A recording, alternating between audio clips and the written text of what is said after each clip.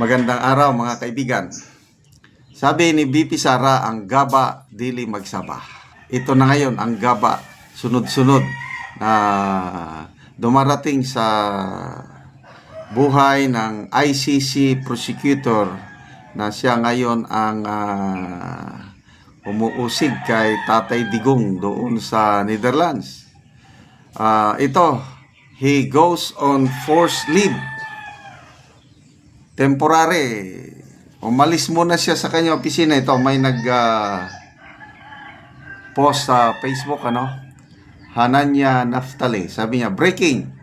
The International Criminal Court Prosecutor Karim Khan, who issued arrest warrants against Israeli leaders, is now on leave amid a sexual misconduct probe. Yun po. So, sinerch ko itong balita na ito. Totoo nga. Sa BBC News. Nakabalita, Yan ang ICC prosecutor, Karim Khan. ICC prosecutor steps aside until sexual misconduct probe ends. So, hindi naman siya nag-resign. Forced leave. Kasi, ikaw yung nag-aakusa. Inaakusahan niya ang ating presidente, dating presidente Tatay Digong. Ilan yun? 43 murders, war on drugs. Sabi nga ng ating matalino, magiting, may prinsipyong Soldier General Guevara, war on drugs cannot be considered crimes against humanity. Malayo, because it's a legitimate government operation to protect its people. Tapos akusan mo ng war. So, ito, basahin muna natin itong news at pag-usapan natin ano ang epekto nito sa kasong kinakarap ng ating Tatay Digong. Plus yung naibalita kahapon, naiblog ko na, frozen na ang kanyang bank accounts. Hindi na siya makagalaw. Wala na siyang access sa kanyang email. Kaya yun ang sabi ko, sunod-sunod na gaba. Okay. BBC News, Sofia Ferreira Santos. The Chief Prosecutor of the International Criminal Court has temporarily stepped aside until a sexual misconduct probe against him is concluded. Karim Khan will take a leave until the end of the external investigation, which began late last year, and his deputy prosecutors will run the office in his absence. Previous media reports cited a document outlining accusations against Mr. Khan, understood to include unwanted sexual touching and abuse. Mr. Khan denied the allegations, which were reported to the court's governing body in October last year. Several organizations and ICC staff members had previously called for Mr. Khan to step down during the investigation. Tama. Delikadesa ba? Dapat last year pa siya nag-leave. Hanggang ngayon, wala pa rin. It is unknown when the external investigation led by the UN Office of Internal Oversight Services will come to an end. An anonymous source told Reuters news agency that Mr. Khan spoke to UN investigators last week for a final interview as part of the process. Reuters reported that it had seen a letter Mr. Khan sent to his staff confirming his temporary leave, and in which the prosecutor said his position had been kept under constant review. Ito yung letter ni Mr. Khan.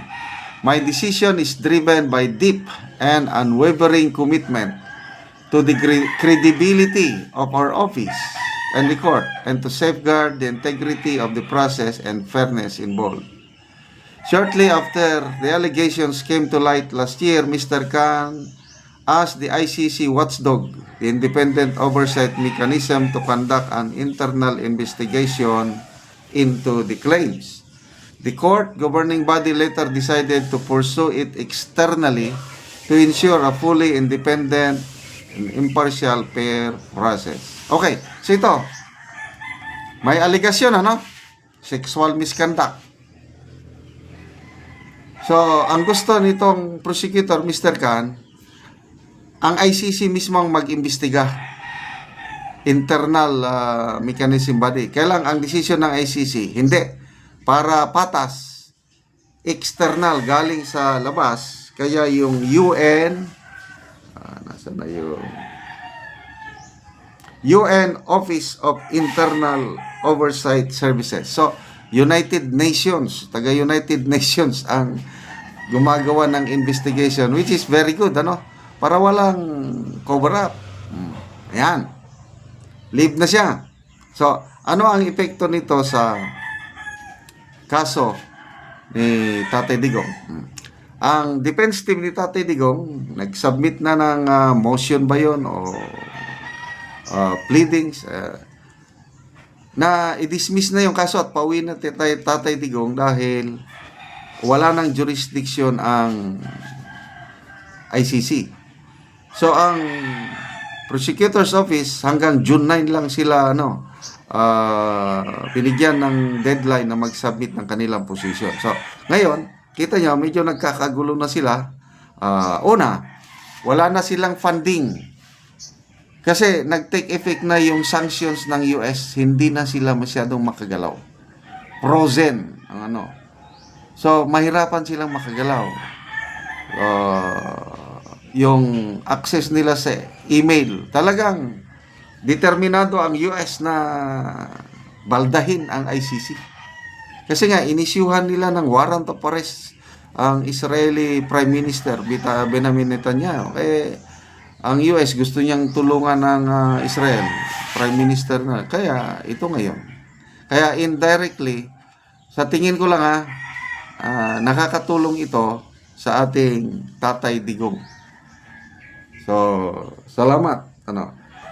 Magbasa tayo sa mga comments. Rolando Libong Pasil, ICC, the Kangaroo Court.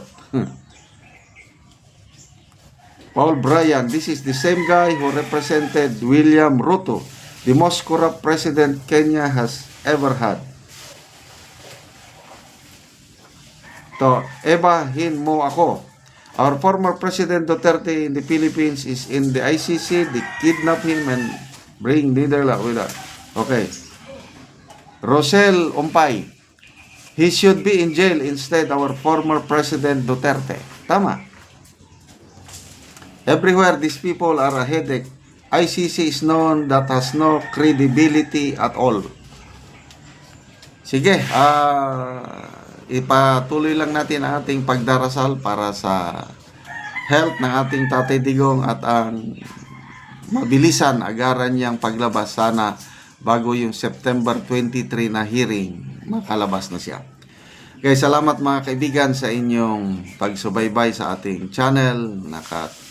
Nakakatulong kayo ng malaki sa Tribong Talandig dahil ang income natin sa channel na ito ay tinutulong natin sa Tribong Talandig.